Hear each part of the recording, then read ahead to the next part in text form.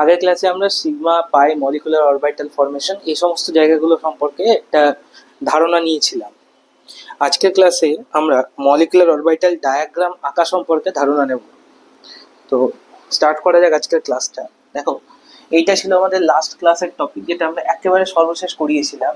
এখানে MOT just একটা ছোট্ট ইন্ট্রোডাকশন, সেখান থেকে এসএস মিক্সিং, এসপি মিক্সিং সমস্ত সম্পর্কে ধারণা দেওয়া হয়েছিল। বলে দেওয়া হয়েছিল ইন্টারনিউক্লিয়ার অ্যাক্সিস কিরকম হবে, এখানে নোডাল প্লেন কেমন হয়, সব কিছু বলা ছিল।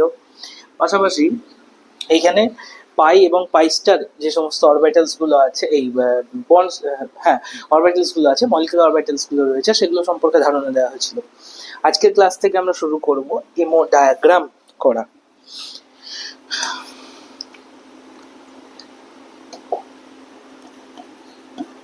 এমো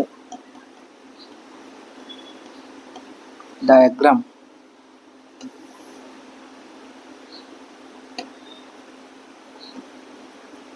এমো ডায়াগ্রাম চলো।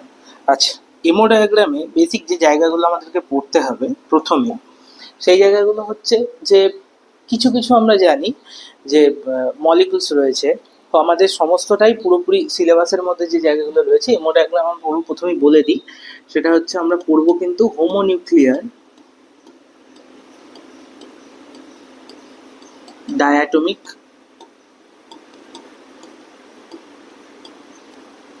মলিকুলসের জন্য। হোমোনিউক্লিয়ার ডায়াটমিক মলিকুলস মিনস যেগুলো A2 টাইপের মলিকুল, এবি নয়, অর্থাৎ সেম অ্যাটম দিয়ে দুটো অ্যাটম যুক্ত হয়ে একটা ডায়াটমিক মলিকুল তৈরি করছে।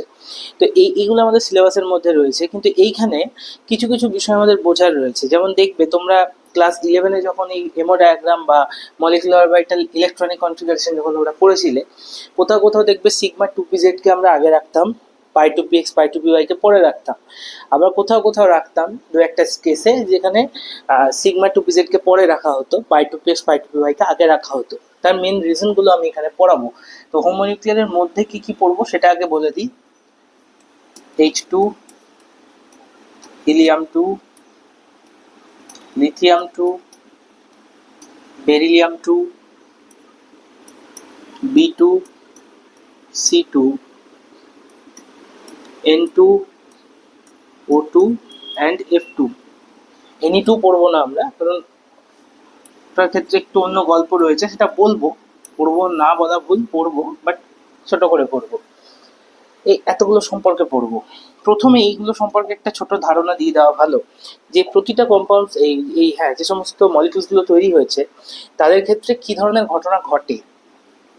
দেখো, H2 আমরা যদি শুধুমাত্র H2 কথা বলি, বা হিলিয়াম-2 কথা বলি, বা লিথিয়াম-2, বা বেরিলিয়াম-2, এই চারটের কথা যদি বলি, এদের ক্ষেত্রে অরবিটাল যদি মিক্সিং এর কথায় আমরা আসি, তাহলে দেখো প্রত্যেক কটার ক্ষেত্রে 1s অরবিটাল রয়েছে, যেটা ফিক্সড। ঠিক আছে, যেমন H2 ক্ষেত্রে একটা হাইড্রোজেনে 1s1, হিলিয়ামের ক্ষেত্রে 1s2 একটা হিলিয়ামে, লিথিয়ামের ক্ষেত্রে 1s2 2s1, অর্থাৎ 1s অরবিটাল রয়েছে, কোথাও কোথাও 2s অরবিটাল রয়েছে। বেসিক্যালি নিচের দুটোতে 1s 2s দুটোই রয়েছে, এই দুটোতে 1sও রয়েছে 2sও রয়েছে, আর উপরের দুটোতে শুধুমাত্র 1s অরবিটাল রয়েছে। অর্থাৎ এখানে s আর p অরবিটাল, যেহেতু p অরবিটাল নেই, সুতরাং এখানে sp মিক্সিং এর কোনো রকম গল্প থাকবে না। মানে এখানে বলবো আমরা নো sp মিক্সিং, অর্থাৎ এস আর পি অরবিটাল এখানে কোনোভাবে মিক্স হতে পারবে না, কারণ পি অরবিটালই নেই এখানে। কিন্তু যদি আমরা B2, C2, N2, O2, F2 এগুলোর কথা বলি, আমরা যদি বোরনের কথা বলি ধরো, বা কার্বন, বা নাইট্রোজেন, বা অক্সিজেন, বা ফ্লুরিন, এই পাঁচটার কথা যদি আমরা বলি, বোরনের ক্ষেত্রে আমরা জানি 5টা ইলেকট্রন, লাস্ট ইলেকট্রনটা 2p অরবিটালে ঢুকছে।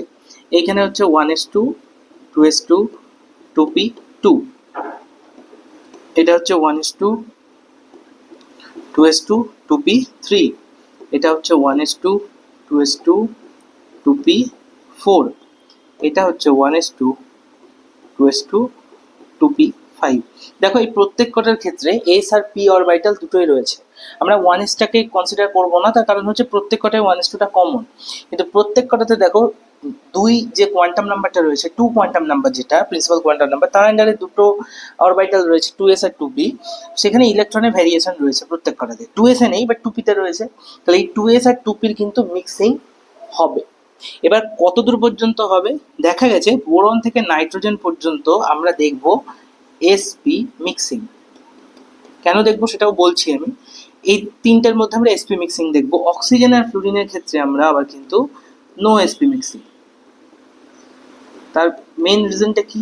দেখো, এসপি মিক্সিং এই জিনিসটা কখন হবে? এস আর পি অরবিটাল কখন মিক্স হবে?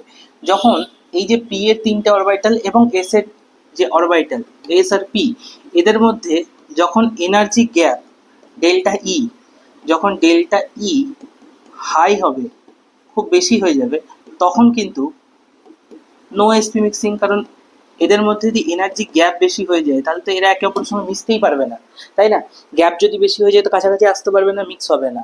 কিন্তু যদি ডেল্টা ই এই ভ্যালুটা লো হয় তাহলে কিন্তু এসপি মিক্সিং ঘটবে। তার মানে নিশ্চয়ই এটুকু বোঝা যাচ্ছে যে বোরন কার্বন নাইট্রোজেনের জন্য ডেল্টা ই এর গ্যাপটা লো, তার জন্য এসপি মিক্সিং হচ্ছে। এবং এই দুটোর ক্ষেত্রে ডেল্টা ই এর ভ্যালুটা হাই, তার জন্য এসপি মিক্সিং হচ্ছে না। এবার কেন হাই কেন লো? দেখো, আমরা জানি যত আমরা যদি পরপর লিখি, ধরো বোরন কার্বন নাইট্রোজেন অক্সিজেন আর ফ্লুরিন, এই বরাবর যখন আমরা যাব একটা পিরিয়ড বরাবর বাঁ দিক থেকে ডান দিকে যাব, তত কি হবে? সাইজ ডিক্রিজ করবে, তাই তো?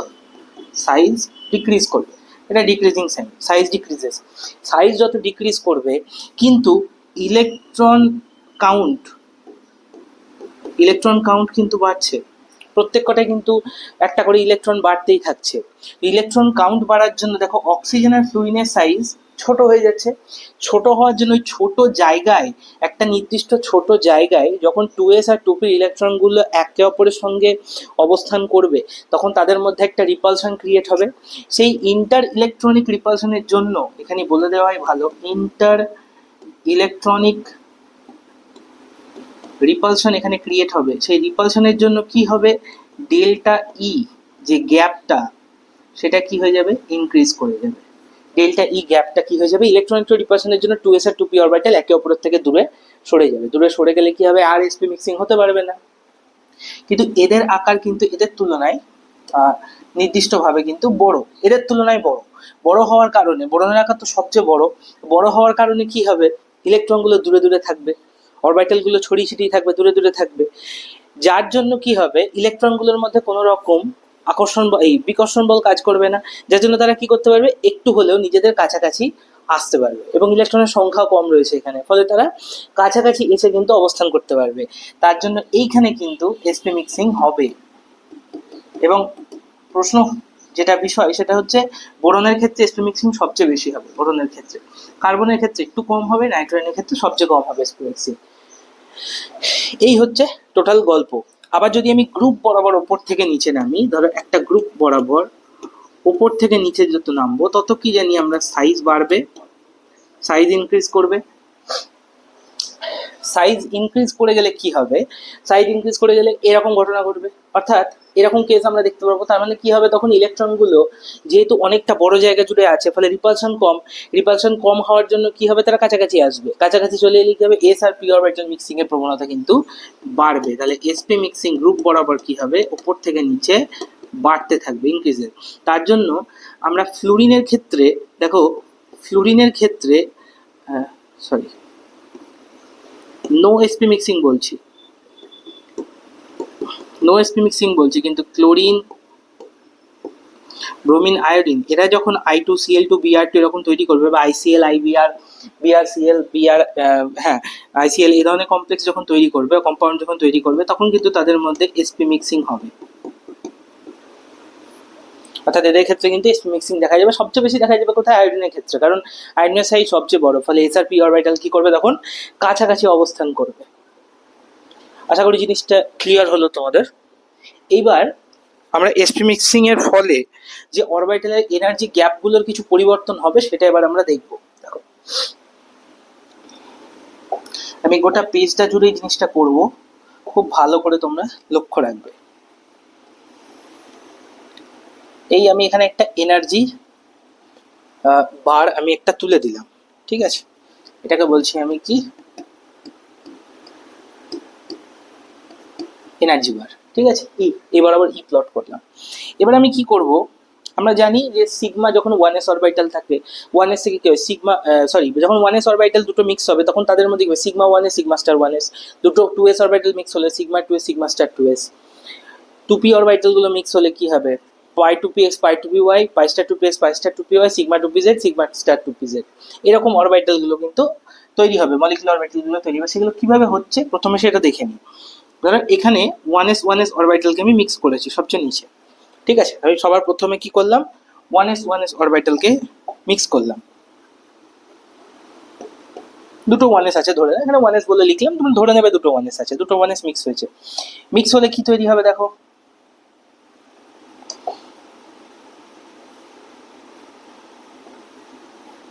এই এটা হচ্ছে আমাদের সিগমা 1s, এটা হচ্ছে আমাদের সিগমা স্টার 1s।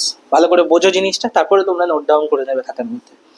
যদি এবার আমরা 2s অরবিটালকে মিক্স করি, ধরো 2s এই এনার্জি লেভেলে আছে, 2s অরবিটালকে মিক্স করলেও আমরা দুটো পাবো, একটা হচ্ছে আমাদের সিগমা 2s আর একটা হচ্ছে আমাদের সিগমা স্টার 2s। হলো, এবার আমরা কি করছি 2p অরবিটালকে মিক্স করছি। 2p তে আমরা জানি তিনটা অরবিটাল থাকে, মানে 3 3 6টা থাকবে, দুজনের 2p মিক্স হবে, এখানে তিনটে দেওয়া হলো। তিনটে দিলে কি হবে আমরা জানি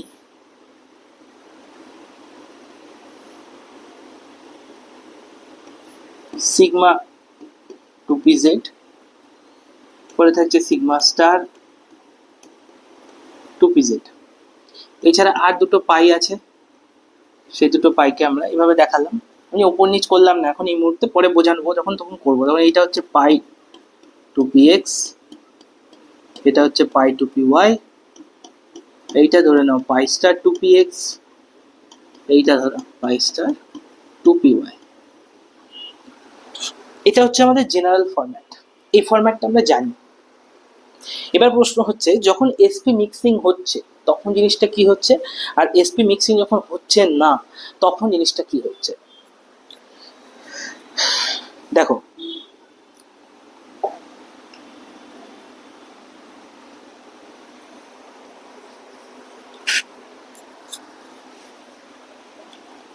যখনই সিগমা মলিকুলার অরবিটাল গুলো ফর্ম হচ্ছে, আমাদের সিগমা মলিকুলার অরবিটাল গুলো কি থাকে কাছাকাছি থাকে, একে অপরের সঙ্গে ইন্টারঅ্যাক্ট করে। পাশাপাশি পাই মলিকুলার অরবিটাল যেগুলো রয়েছে, যেগুলো বন্ডিং বলছি শুধু সেগুলোর কথা, ধরো সিগমা 1s এ ইন্টারঅ্যাক্ট করবে কার সঙ্গে সিগমা 2s এর সঙ্গে, সিগমা 2s ইন্টারঅ্যাক্ট করবে কার সঙ্গে সিগমা 2pz এর সঙ্গে, আবার সিগমা 2pz সিগমা 1s এর সঙ্গে ইন্টারঅ্যাক্ট করবে। এবার সেটা ইন্টারাকশনের ডিপেন্ডেন্স বা ইন্টারাকশনটা ডিপেন্ড করছে কিসের উপরে, যে তাদের মধ্যে গ্যাপ কতটা রয়েছে, কোথাও কোথাও এফেক্টিভ ইন্টারাকশন হবে, কোথাও কোথাও নন এফেক্টিভ ইন্টারাকশন হবে। এবার ধরো যেখানে আমাদের এফেক্টিভ ইন্টারাকশন হচ্ছে, যেমন ধরো এই যে সিগমা 1s আর সিগমা 2s এদের মাঝে তুমি দেখতে পাচ্ছ গ্যাপটা বেশ অনেকটাই রয়েছে। তো এদের মধ্যে যখন আমি ইন্টারাকশন ধরবো, ধরো এইভাবে যদি আমি ইন্টারাকশন দেখানোর চেষ্টা করি, খুব একটা বেশি এফেক্টিভ হবে না, কারণ এর মধ্যে গ্যাপটা কি অনেকটা বেশি রয়েছে, অনেকটাই গ্যাপ আমরা দেখতে পাচ্ছি 1s আর 2s এর মধ্যে। যদি আমরা চেষ্টা করি 2s আর সিগমা 2pz এর মধ্যে ইন্টারাকশনটা দেখানো, দেখো এদের মধ্যে এর তুলনায় এদের মধ্যে গ্যাপটা কম, তার জন্য এর ক্ষেত্রে কি হবে হাইলি এফেক্টিভ হবে ইন্টারাকশনটা, এর ক্ষেত্রে ইন্টারাকশনটা কি হবে হাইলি এফেক্টিভ হবে। এছাড়া কি আর কোনো সিগমা অরবিটাল আছে স্টার বাদ দিয়ে, কোনো সিগমা অরবিটাল আর নেই। আবার একটা কি হতে পারে দেখো সিগমা 2pz এর সঙ্গে সিগমা 1s, এটার ইন্টারাকশন একবারই ধরতে পারবো না আমরা, কারণ অনেকটা ডিস্টেন্সের মধ্যে রয়েছে, সুতরাং এই দুটোকে আমরা নেগলেক্ট করলাম। যখনই এদের মধ্যে ইন্টারাকশন হলো তখনই কি হবে, এরা যেহেতু লেস এফেক্টিভ হলেও কিছুটা ইন্টারাকশন যেহেতু আছে, তখন এই সিগমা 1s এর টেন্ডেন্সি কি হবে, সিগমা 1s এর টেন্ডেন্সি হবে যে এবার আমি একটু আমার এনার্জি লেভেলটাকে নিচু করবো, অর্থাৎ ও কি করবে এটা, আচ্ছা আমি এখানে লাইনটা আগে ড্র করে নিই, প্রত্যেক কটার ক্ষেত্রে আগে লাইনটা ড্র করি, তাহলে জিনিসটা তোমাদের বুঝতে কিন্তু আরো ডিটেলিং এর সুবিধে হবে। এই এই লেভেলে ছিল, এ ছিল আমাদের এই লেভেলে, এই লেভেল বরাবর ছিল, এ ছিল আমাদের এই লেভেল বরাবর, 2pz আমাদের এই লেভেলে ছিল, পাই 2px পাই 2py লেভেলে, px এগুলো উপরের দিকের লেভেলে ছিল, সিগমা 2pz আরো উঁচু লেভেলে ছিল, ওকে সিগমা স্টার 2pz। এই ছিল আমাদের লেভেলগুলো আমি সেট করে নিলাম। লেভেলগুলো সেট করার পর এবার কি হবে দেখো, যেহেতু সিগমা 1s এর সঙ্গে ইন্টারাকশন হয়েছে কার সিগমা 2s এর, তো এর এনার্জি লেভেলটা এবার একটু ডাউন যাবে, অল্প একটু ডাউন হয়ে যাবে এবং সিগমা 1s কোথায় চলে যাবে, নিচে চলে যাবে। ঠিক আছে, এরপর সিগমা 2s এর সঙ্গে তো সিগমা 1s এর ইন্টারাকশন হয়েছে, তাহলে সিগমা 2s ও কি হবে, একটু এবার নিচের দিকে নিজেকে দেখাবে, তাহলে সিগমা 1s ও নিচে চলে গেল, সিগমা 2s ও নিচে চলে গেল।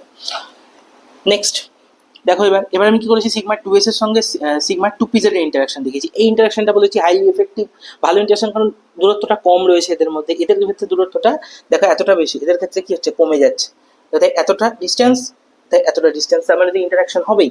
ইন্টারাকশন যখনই হচ্ছে তখন কি হবে, সিগমা 2s এর তো এনার্জি লেভেল আমি কমিয়ে দিয়েছি, এ যখন এনার্জি লেভেল কমে গেছে, এ যদি নিজের এই সিগমা 2pz যখন এবার নিজের এনার্জি লেভেল যদি কমাতে যায়, যদি চেষ্টা করে কমানোর, তখন কি হবে, এ নিচে যখন এর সঙ্গে চলে আসবে তখন তো আবার নিজেদের মধ্যে ধাক্কাধাক্কি করবে, তাই না? তার জন্য কি করবে, সিগমা 2pz নিজের এনার্জি লেভেলটাকে একটু উঁচুতে ঠেলে দেবে, এই অর্থাৎ ও ওই পজিশন থেকে চলে গেল সিগমা 2pz একটু উঁচু পজিশন। এই জায়গাটাই বোঝার বিষয়। দেখো, সিগমা 2pz চলে গেল কোথায়, উপরে। সিগমা 2s কি করলো, নিজেকে নিচে নামিয়ে নিয়ে এলো। সিগমা স্টার 2s এর সঙ্গে দেখো সিগমা স্টার 2pz এর যদি আমি ইন্টারাকশন স্টার স্টার ইন্টারাকশন ধরি, এদের ইন্টারাকশন খুব একটা বেশি ফ্রুটফুল হবে না। তার মানে sigma star 2pz as it is নিজের পজিশনে থেকে যাবে, 2pz নিজের পজিশনে থেকে গেল। কিন্তু যদি আমি এবার সিগমা কোথায় গেল, স্টার 2pz, আচ্ছা সিগমা স্টার 2s হলো, সিগমা স্টার 2s এর সঙ্গে সিগমা স্টার 1s এর ইন্টারাকশন করানোর চেষ্টা করি, এদের গ্যাপ তো খুব একটা বেশি নয়, এর মতো তো নয়, এদের গ্যাপটা কাছাকাছি। কাছাকাছি হওয়ার জন্য কি হবে, সিগমা স্টার 1s টাও কি করবে, নিজেকে কিছুটা নিচে নিয়ে আসবে। সিগমা স্টার 1s টা কি করবে, নিজেকে কিছুটা নিচে নিয়ে আসবে, এবং সিগমা স্টার 2s টাও কি করবে, নিজের পজিশনে ইনট্যাক্ট থেকে যাবে। ঠিক আছে, ইনট্যাক্ট থাকবে কেন, ও যদি নিচে আসে তাহলে তো আবার সিগমা 2 এই সিগমা স্টার 1s এর সঙ্গে আবার ইন্টারাকশন হবে, তখন ওগুলো আবার নিচে যেতে থাকবে, সেটা তো চাইবে না। ও নিজের জায়গাতে আবার ফিক্স করে থাকবে। ফিক্স করে থাকলে দেখো পাই এর সঙ্গে পাই এর কোনো ইন্টারাকশন হবে না। কেন হবে না, কারণ পাই 2px পাই 2py রয়েছে, তার সঙ্গে পাই 3px 3py তো নেই, সুতরাং পাই পাই ইন্টারাকশন হবে না, বা পাই স্টার ইন্টারাকশন হবে না। সুতরাং এরা নিজেদের জায়গায় কিন্তু ফিক্স থেকে গেল, পাই star 2px pi star 2py, এখান থেকে থাকবে দুটো পাই 2px পাই 2py। ভালো করে লক্ষ্য করো চেঞ্জটা কোথায় হলো, একটা জায়গাতে কিন্তু আমাদের চেঞ্জ হয়েছে, বাকি সমস্ত কিছু কিন্তু মোটামুটি ভাবে আমাদের সেমই রয়েছে। যে চেঞ্জটা হয়েছে সেটা দেখো এই জায়গাটাতে, এই জায়গাটা কিন্তু আমাদের চেঞ্জ হয়েছে। এখানে দেখো সিগমা 2pz কে আমরা নিচে রেখেছিলাম, পাই 2px পাই 2py কে আমরা উপরে রেখেছিলাম, কিন্তু যখন ইন্টারাকশন শুরু হয়ে গেল হাইলি এফেক্টিভ ইন্টারাকশনের জন্য কি হলো, সিগমা 2pz এর উপরে চলে গেল এনার্জি লেভেল হাই করে, আর এই অরবিটালটা কি হয়ে গেল, অ্যাজ ইট ইজ নিজের জায়গায় থেকে গেল। এইটা কি বলা হচ্ছে আমাদের এসপি মিক্সিং। এই এসপি মিক্সিংটা কেন হলো, কারণ 2s আর 2p অরবিটাল এদের, সরি, এই 2s আর 2p অরবিটালের এনার্জি গ্যাপ যে সমস্ত মলিকুলগুলোর মধ্যে দেখা যায় কম, তাদের ক্ষেত্রে এই ধরনের ইন্টারাকশন হওয়ার জন্য সিগমা 2pz ওপরে চলে যাবে এবং পাই 2px পাই 2py নিচে পড়ে থাকবে। আর যাদের ক্ষেত্রে এই গ্যাপটা অনেক বেশি দেখা যাবে তাদের ক্ষেত্রে এই ধরনের কোনো ইন্টারাকশন হবে না, তাদের ক্ষেত্রে কি হবে, সিগমা 2pz নিচে থাকবে, পাই 2px পাই 2py ওপরে পড়ে থাকবে। তাহলে তোমরা এতদিন ধরে যেটা ছোটবেলায় পড়ে এসেছিলে, দেখো সেই জিনিসটা কিন্তু এখানে জাস্টিফাইড হলো। কিভাবে জাস্টিফাইড হলো দেখো, তাহলে কি লিখবো আমরা, when delta E high, no sp mixing,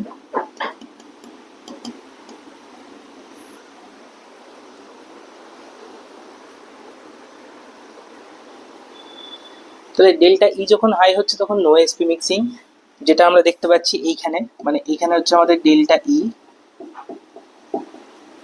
high value, তার জন্য এসপি মিক্সিং হচ্ছে না, সুতরাং পিজেড নিচে থাকছে, পাই 2px পাই 2py উপরে থাকছে। আর এখানে দেখো আমাদের হচ্ছে কি, নো এসপি মিক্সিং লিখে দিলাম এখানে। আর when ডেল্টা ই লো, যখন লো হচ্ছে তখন এসপি মিক্সিং কিন্তু হবে। আর এসপি মিক্সিং হলেই কিন্তু দেখা যাচ্ছে এই ধরনের ঘটনা ঘটছে, মানে সিগমা 2pz উপরে চলে যাচ্ছে। তার মানে এইখানে আমরা বলবো ডেল্টা ই লো। এই হলো আমাদের টোটাল কনসেপ্ট এসপি মিক্সিং এর। এবার এই এসপি মিক্সিং এর কনসেপ্ট কমপ্লিট করার পর এবার আমরা মলিকুলার অরবিটাল ডায়াগ্রাম আঁকা শিখতে পারবো। এটা ভিডিওটা পজ করে পুরোটাকে তোমরা নোট ডাউন করে নেবে খাতার মধ্যে, খুব হাইলি এফেক্টিভ জিনিস এটা।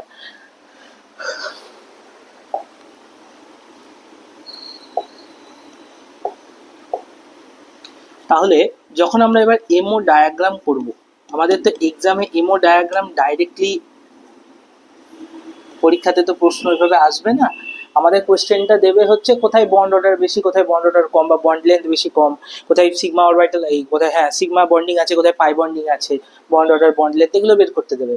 এমও ডায়াগ্রাম স্পেসিফিক্যালি আমি কয়েকটা জিনিসে দেখাবো, যেমন ধরো তোমাদের সি টু মলিকুলটার মধ্যে এমও ডায়াগ্রাম থেকে প্রশ্ন কিন্তু পরীক্ষাতে আসে, একটু অন্যরকম প্রশ্ন ঘুরিয়ে আসে। সি2 ছাড়া আমি দেখবো হচ্ছে ও2, ঠিক আছে? সি2 আর ও2 এই দুটোর আমরা এমও ডায়াগ্রাম বেসিক্যালি করব। এমও ডায়াগ্রাম করব, তো প্রথমেই আমরা সি2 এমও ডায়াগ্রামটা তোমাদের এখানে শিখিয়ে দেবো। দেখো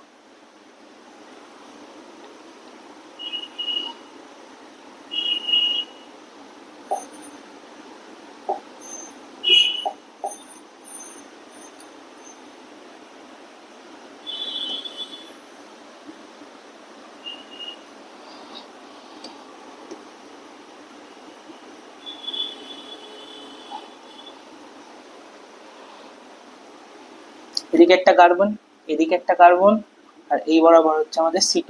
কার্বন মিন্স এখানে অ্যাটমিক অরবিটাল রয়েছে কার্বনের, এখানে কার্বনের রয়েছে অ্যাটমিক অরবিটাল, আর এইখানে সি2র আমরা মলিকুলার অরবিটাল।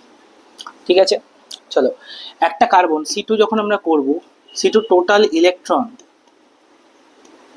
কত থাকছে দেখো, একটা কার্বনের হচ্ছে 6টা, তাহলে 6 + 6 দ্যাট মিন্স টোটাল 12টা ইলেকট্রন। এবার একটা কার্বনের ইলেকট্রনিক কনফিগারেশন করে নাও 1s2 2s2 2p2, ঠিক আছে? তার মানে এখানে রয়েছে আমাদের 1s অরবিটাল, পজিশনটাই দিলাম। সেম এদিকেও কি থাকবে, একটা 1s অরবিটাল থাকবে। এখানে রয়েছে আমাদের 2s অরবিটাল, আর এখানে রয়েছে আমাদের একটা 2p, সেম এনার্জি লেভেলে রয়েছে একটা 2p। এটা গেল 2p 2s 1s 1s 2s 2p। তাহলে এবার দেখো এখান থেকে বন্ডিং অরবিটাল আর anti bonding molecular orbital formation করব আমরা।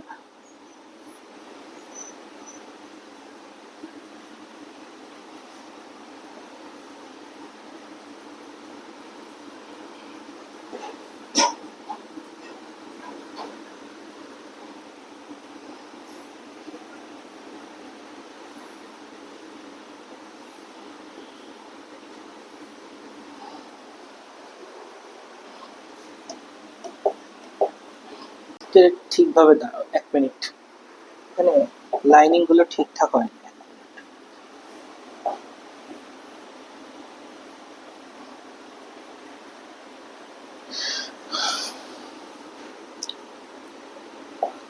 শেপ নিয়ে করি তাহলে সুবিধা হবে।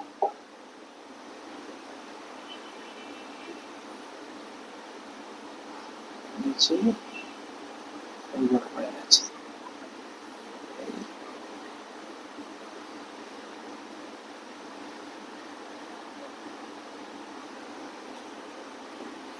একটু উঁচু করে দিলাম,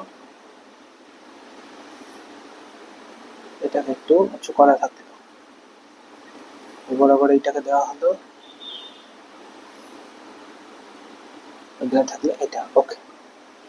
আচ্ছা, ফার্স্টে এই দুটো করে দিই,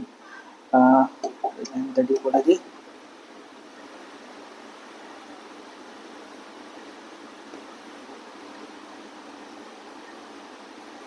ওকে, দেখো 4টা হলো এখানে।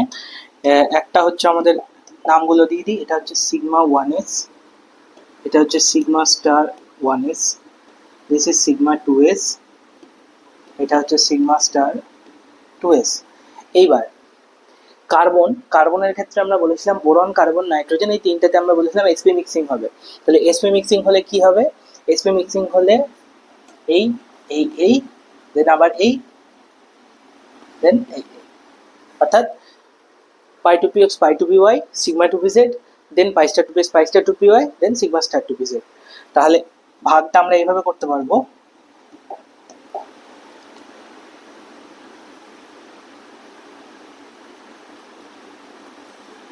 ওপর পর্যন্ত একটাই অরবিটাল যাবে, নিচে থাকবে আমাদের দুটো অরবিটাল।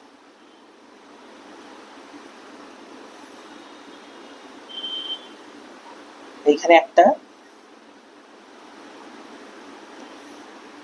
আর এইখানে থাকবে আমাদের দুটো orbital.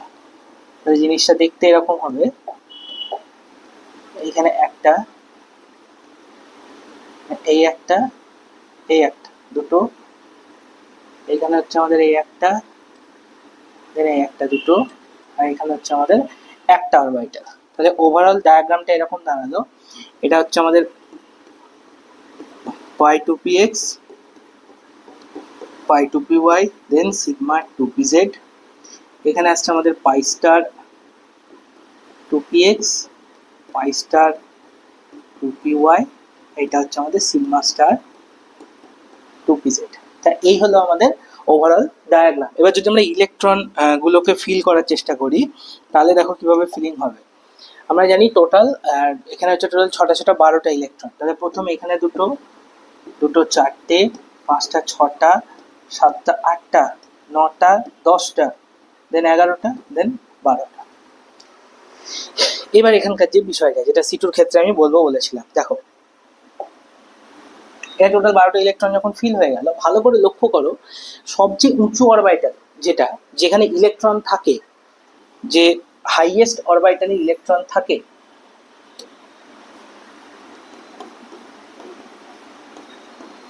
Highest orbital with electron, সেটাকে আমরা বলি হোমো। হোমো মানে হচ্ছে highest occupied molecular orbital, highest occupied এমন, ঠিক আছে। সেই হোমো যে ইলেকট্রনগুলো থাকে তারাই কি করে, বন্ডিং এ পার্টিসিপেট করে। এরাই কি করে, পার্টিসিপেটস ইন বন্ডিং। এরাই কিন্তু স্পেসিফিক্যালি বন্ডিং এ পার্টিসিপেট করে, ঠিক আছে। কারণ ওই ইলেকট্রনগুলো কি থাকে, উচ্চ শক্তি স্তরে থাকছে বা হায়ার এনার্জি লেভেলে থাকছে, তার মানে কি ওদেরকে ডোনেশন বা ইলেকট্রন সেখান থেকে বের করা খুব ইজি হবে, বা ডোনেশনটা কি হয়, খুব ইজি হয়ে যায়, তার জন্য ওরা বন্ডিং এ পার্টিসিপেট করে।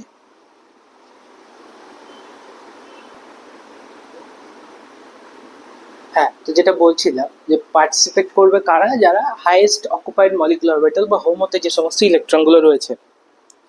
এখানে লক্ষ্য করো পাই টু পি এক্স আর পাই টু পি ওয়াই, এই দুটো হচ্ছে আমাদের এখানে হোম। অর্থাৎ এখানে যদি আমরা হোমোর কথা বলি, যে হোমো হচ্ছে আমাদের পাই টু পি এক্স আর পাই টু পি ওয়াই, কারণ যে ইলেকট্রনগুলো বন্ডিং এ পার্টিসিপেট করবে তারা ওখানেই রয়েছে, সুতরাং এটা হোমো এখান থেকে হবে। তার মানে ইলেকট্রন ডোনেশন বা বন্ডিং এর জন্য ইলেকট্রন ডোনেশন কোথা থেকে হবে, নিশ্চয়ই পাই two p x pi two p Y থেকে হচ্ছে, কারণ ওটাই হোমো। তার মানে কার্বন আর কার্বনের মধ্যে প্রথমে এবার আমরা বন্ড অর্ডার বের করবো। তাহলে কি হবে, দেখো বন্ড অর্ডারের ফর্মুলা হচ্ছে আমাদের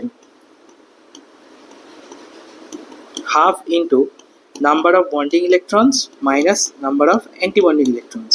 এখানে বন্ডিং ইলেকট্রন বলতে যার মাথায় স্টার নেই, তো স্টার নেই, দেখো এখানে দুটো, দুটো 4টে, দুটো 6টা, দুটো 8টা, তাহলে টোটাল 8খানা বন্ডিং ইলেকট্রন আমাদের এখানে রয়েছে, মাইনাস অ্যান্টি বন্ডিং কটা রয়েছে, 2, 2 4, 4, দ্যাট মিনস 8 - 4 মানে 4/2, তার মানে হচ্ছে 2 হচ্ছে আমাদের এখানে বন্ড অর্ডার। তার মানে কার্বন আর কার্বনের মধ্যে নিশ্চয়ই ডাবল বন্ড রয়েছে, তবেই তো বন্ড অর্ডার 2 আসছে। 2 আসা মানে হচ্ছে তার মধ্যে ডাবল বন্ড রয়েছে। কিন্তু দেখো ডাবল বন্ডের যে ইলেকট্রনগুলো তারা আসছে কোথা থেকে, পাই টু পি এক্স আর পাই টু পি ওয়াই থেকে। এইটাই হচ্ছে এখানকার বিশেষত্ব, যে সি টুর মধ্যে যে ডাবল বন্ডটা হয় সেখানে দুটো বন্ডই হচ্ছে আমাদের পাই বন্ড, এখানে কিন্তু একটা সিগমা একটা পাই নয়। প্রশ্নটা এখান থেকেই হয় যে সি টুর ক্ষেত্রে বা এমন একটা কম্পাউন্ড বা এমন একখানা মলিকুলের কথা জিজ্ঞাসা করে যেখানে ডাবল বন্ড আছে, ক্যারেক্টার রয়েছে, ডাবল বন্ড ক্যারেক্টার রয়েছে, কিন্তু দুটোই পাই বন্ড, কোনো সিগমা বন্ড সেখানে নেই। মানে সি টু হচ্ছে তার এক্সাম্পল, যেখানে দুটোই হচ্ছে আমাদের কিন্তু পাই বন্ডিং ক্যারেক্টার। তার মেইন রিজন হচ্ছে এখানকার হোমো হচ্ছে পাই টু পি এক্স আর পাই টু পি ওয়াই। এবার এখান থেকে আমরা এর বন্ড ডিসোসিয়েশন এনার্জি, যেহেতু ডবল বন্ড রয়েছে তো বন্ড এনার্জি এটাকে শর্টে আমরা বিই বলে লিখতে পারি, or bond dissociation energy, same জিনিস, এটাকে শর্টে আমরা বিডিই বলে লিখতে পারি। এটাও কি হবে, মোটামুটি ভাবে বেশি হবে, ইনক্রিজ করবে, কারণ এখানে ডাবল বন্ড ক্যারেক্টার রয়েছে, কিন্তু যেহেতু দুটোই পাই তো ভাঙাও যাবে। আর এই সি2 মলিকুলটা খুব একটা বেশি নেচারে এক্সিস্ট করে না। সি2 মলিকুলটা does not exist in nature for more times, মানে অনেক সময়ের জন্য কিন্তু সি2 মলিকুলটাকে আমরা দেখতে পাই না। এটা পাই কোথায়, ব্লাস্ট ফার্নেস বা চুল্লি, যেখানে কি বলবো, মানুষকে ধরো যেখানে পোড়ানো হচ্ছে, সেইখানে কি করা হয়, ওই পুড়তে পুড়তে ভেতর থেকে কার্বন বেরোয়, তখন এই মলিকুলটার অস্তিত্ব সেখানে দেখা যায়।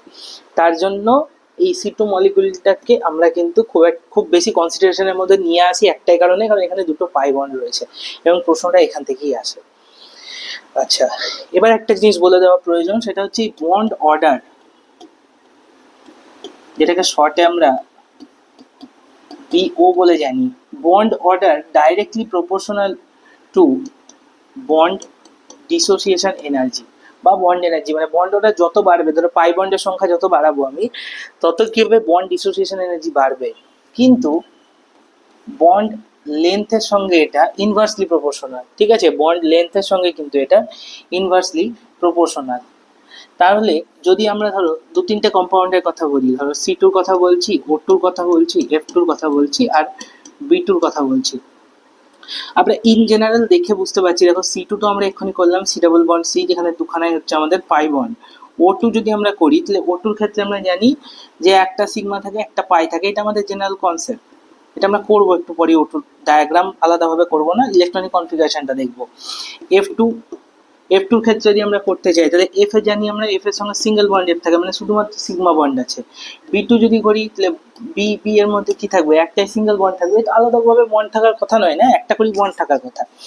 এবার এই চারটের মধ্যে যদি আমরা বন্ড অর্ডারে কম্পারিজন করি, তাহলে বন্ড অর্ডার দেখো সবচেয়ে বেশি আছে কোথায়, বন্ড অর্ডার বেশি আছে ও2 তে আর সি2 তে, তাহলে ও2 ইকুয়ালস টু সি2 আমরা বলতে পারি, ঠিক আছে, ও2 ইকুয়ালস টু সি2 আমরা বলতে পারি।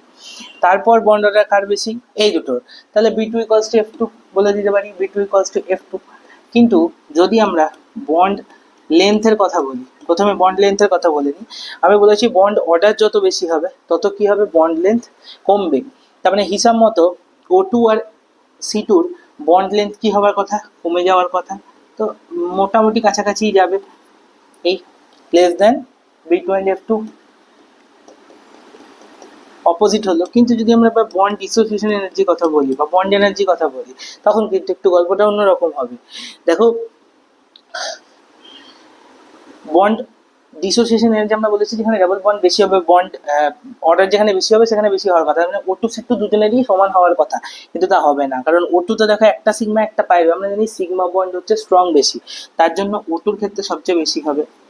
সি2 তে দেখো দুখানাই পাই আছে, নিশ্চয়ই পাই বন্ডের এনার্জি সিগমা বন্ডের থেকে কি বলবো, স্টেবিলিটি, সরি এনার্জি বলবো না, স্টেবিলিটি পাই বন্ডে নিশ্চয়ই সিগমা বন্ডের থেকে কম, ফলে সিগমা বন্ডকে ভাঙতে বেশি এনার্জি লাগবে।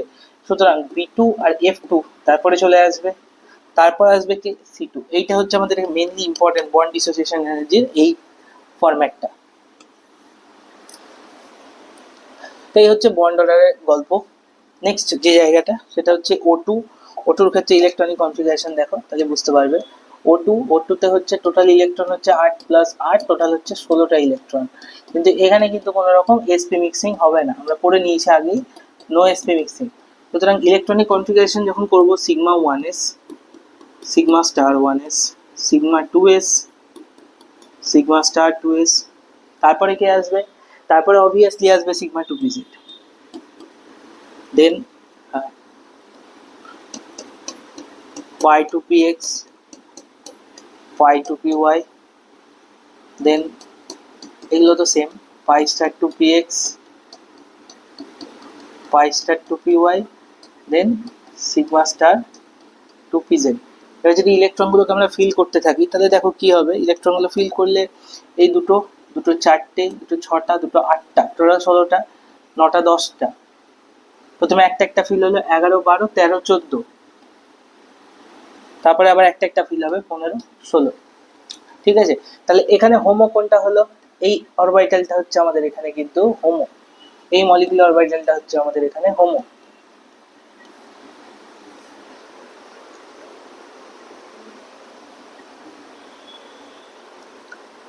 কিছু কি ভুল হলো? আই থিঙ্ক কিছু গন্ডগোল হয়েছে মনে হচ্ছে।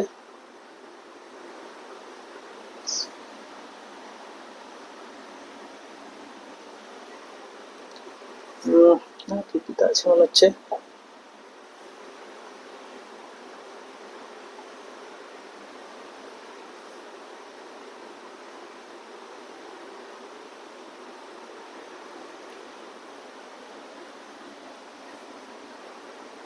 ঠিকই আছে।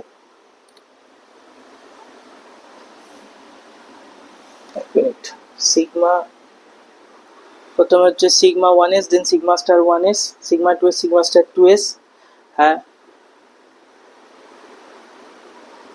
নাইট্রোজেন তো sp মিক্সিং হচ্ছে।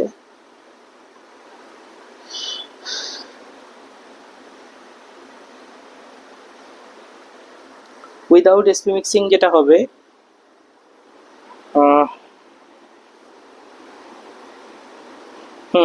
ঠিকই আছে, ঠিকই আছে, ভুল নেই, ঠিক আছে, একদম একদম সঠিক আছে।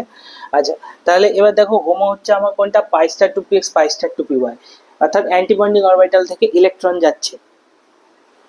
আর এখানে পাই two p x, pi two p Y কি করবে, পাই বন্ডিং ফরমেশনের জন্য দায়ী হবে। পাশাপাশি সিগমা টু পি জেডও কি করবে, ইলেকট্রন ডোনেশনে পার্টিসিপেট করবে। যেহেতু ইলেকট্রন ডোনেশনে পার্টিসিপেট করছে, তাহলে একটা বন্ড হবে আমাদের সিগমা বন্ড, আর এই বন্ডটা দাঁড়াবে আমাদের পাই বন্ড। যদিও এটা হোমো, হ্যাঁ এখান থেকে ইলেকট্রন যাবে, যেখানে একটা একটা করে যদি ইলেকট্রন শেয়ারিং হচ্ছে, সুতরাং পাই বন্ড এখানে আমাদের একটাই, এখান থেকে কিন্তু নয়, এটার সঙ্গে গোলালে চলবে না, এটা আলাদা জিনিস। যদি এইটা হোমো হতো তাহলে দুটো ইলেকট্রন এখান থেকে যেত, বাট হোমো যেহেতু এইটা, তো পাই বন্ডে পার্টিসিপেট করবে কে, শুধুমাত্র এ। আর সিগমা বন্ডে সিগমা অরবিটাল পার্টিসিপেট করবে, তখন আর এখান থেকে পাই, এখান থেকে তুমি দুটো দিয়ে দিই তাহলে তো তিনটে বন্ড হয়ে যাবে না, কিন্তু ওটুর ক্ষেত্রে তো তিনটে বন্ড দেখা যায় না, ওটুর ক্ষেত্রে দুটো বন্ড দেখা যায়, স্ট্রাকচারাল ওরিয়েন্টেশন আমাদের তাই বলে। তাহলে এখান থেকে যদি আমরা এবার বন্ড অর্ডার বের করি, বন্ড অর্ডার হচ্ছে হাফ ইন্টু বন্ডিং ইলেকট্রন, দেখো 2 2 4, এই তো 2 2 4 2 6 7 8 9 10, টোটাল হচ্ছে আমাদের 10টা, মাইনাস অ্যান্টিবন্ডিং ইলেকট্রন দুটো, দুটো চারটে, পাঁচটা ছটা, 4/2 মানে হচ্ছে 2। তার মানে ওটুর ক্ষেত্রে আমরা দেখতে পাই ও ডাবল বন্ড ও, যেখানে একটা সিগমা আর একটা হচ্ছে আমাদের পাই বন্ড। ওকে, আচ্ছা, এখান থেকে আমাদের ম্যাগনেটিজমও নির্ণয় করতে দেয়, যে কারা প্যারাম্যাগনেটিক হবে, কারা ডায়াম্যাগনেটিক হবে। ম্যাগনেটিজম আমরা নির্ণয় করি mu equals to √n into n plus 2 bm, এটা দিয়ে, এটা ম্যাগনেটিক মোমেন্ট, ম্যাগনেটিক মোমেন্ট বলে লিখে দিই এটাকে, তাহলে বুঝতে সুবিধা হবে। ম্যাগনেটিক মোমেন্ট ডিটারমাইন করা হবে, ম্যাগনেটিক মোমেন্ট কাদের ক্ষেত্রে ডিটারমাইন করবো, যারা প্যারাম্যাগনেটিক তাদের জন্য, যারা ডায়াম্যাগনেটিক তাদের ক্ষেত্রে তো ম্যাগনেটিক মোমেন্ট 0ই আসবে, যেহেতু অড ইলেকট্রন রয়েছে। আচ্ছা, n হচ্ছে লিখে দিই, n হচ্ছে নাম্বার অফ অড ইলেকট্রন, মানে একটা একটা রয়েছে এরকম। তো যেহেতু এখানে দেখো নাম্বার অফ অড ইলেকট্রন, এটার ক্ষেত্রে আমাদের n এর ভ্যালু হচ্ছে আমাদের এখানে 2, দুটো অড ইলেকট্রন রয়েছে, ঠিক আছে।